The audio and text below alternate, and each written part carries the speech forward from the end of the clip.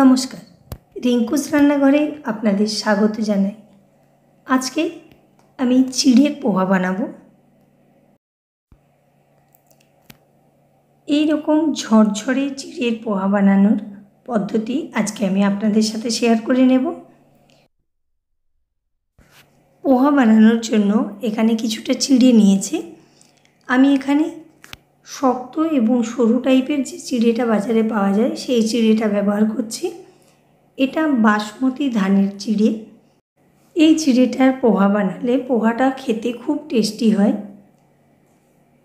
চিড়েটা প্রথমে ভালোভাবে ওয়াশ করে নিতে হবে। চিড়েটা 2 থেকে 3 বার জল পাল্টে ভালোভাবে ওয়াশ করে নেব।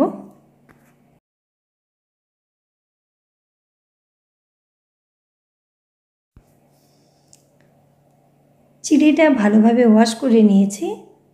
এবার এখানে অল্প একটুখানি হলুদের গুঁড়ো মিশিয়ে নেব। হলুদের গুঁড়োটা মিশিয়ে চিড়েটা 2 থেকে 3 মিনিট ভিজিয়ে নেব। চিড়েটা 2 থেকে 3 মিনিট ভিজিয়ে নেওয়ার পর জল থেকে চিড়েটা ছেঁকে তুলে নিয়েছি। এখানে একটা কড়াই নিয়েছি, কড়াইয়ের মধ্যে কিছুটা তেল নিয়ে নিচ্ছি। তেলটা গরম হয়ে গেছে। এখন কিছুটা বাদাম ভেজে নিচ্ছি।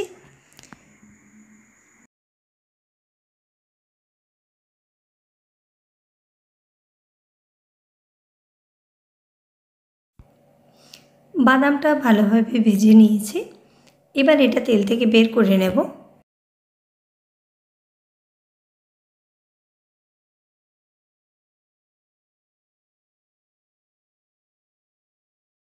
এখানে কিছুটা আলু ছোট ছোট টুকরো করে কেটে নিয়েছি। আলুটা প্রথমে ভেজে নেব। এখানে সেদ্ধ আলুও ব্যবহার করা যেতে পারে।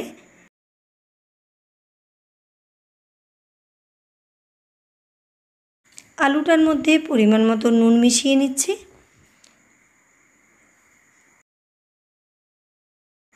এবার এখানে একটা লিড লাগিয়ে আলুটা ভালোভাবে সেদ্ধ করে নেব।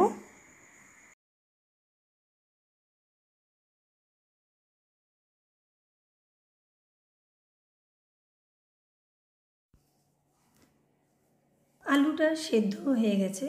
আলুটা কড়াই থেকে বের করে নিচ্ছি।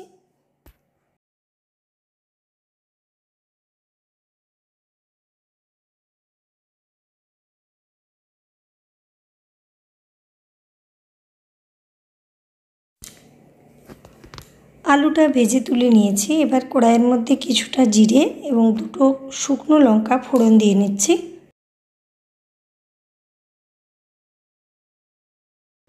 কিছুটা কারি পাতা মিশিয়ে নিলাম। এবার এখানে 2টো পেঁয়াজের কুচি মিশিয়ে নিচ্ছি।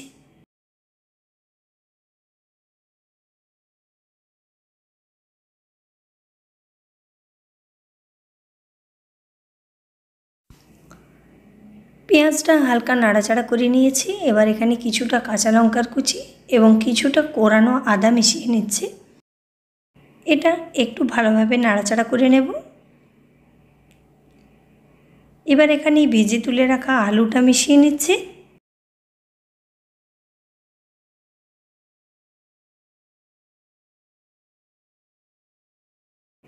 কিছুটা হলুদের গুঁড়ো এবং পরিমাণ মতো নুন মিশিয়ে নিলাম।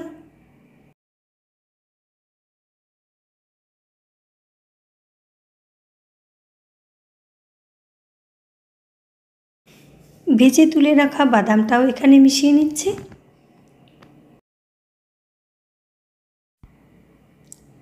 এবার এখানে চিড়েটা মিশিয়ে নেব।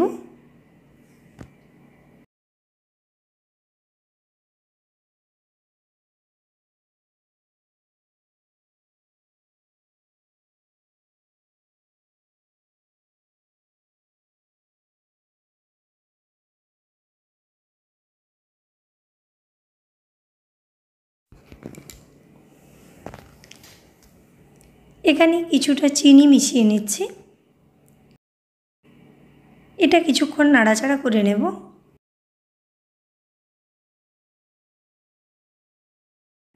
চিড়েটার সাথে আরও কিছুটা কারি পাতা মিশিয়ে নিচ্ছি। চিড়েটা কড়াইয়ের মধ্যে নেওয়ার পর কিছুক্ষণ নাড়াচাড়া করে নিয়েছি। এবার এখানে কিছুটা ধনেপাতার কুচি মিশিয়ে নিলাম। আমাদের ঝরঝরে চিড়ের পোহা রেডি। পোহাটা আমি একটা সার্ভিং প্লেটের মধ্যে নিয়ে নিচ্ছি।